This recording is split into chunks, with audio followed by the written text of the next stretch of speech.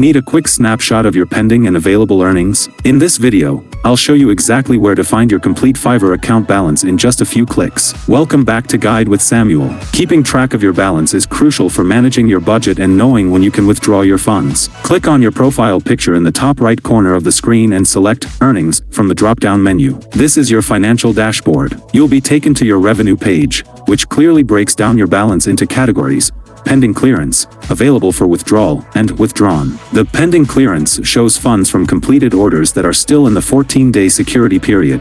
The available for withdrawal is the amount you can cash out immediately. A crucial pro tip: check your earnings page regularly to track the clearance progress of your recent orders. This helps you forecast your cash flow and plan your withdrawals strategically. And just like that, you're in full control of your Fiverr finances. Monitoring your account balance is the first step to smart money management. Do you check your Fiverr balance daily or weekly? Share your habits in the comments. To automate your payments, subscribe for our next video on how to set up Fiverr weekly payout. Thanks for watching.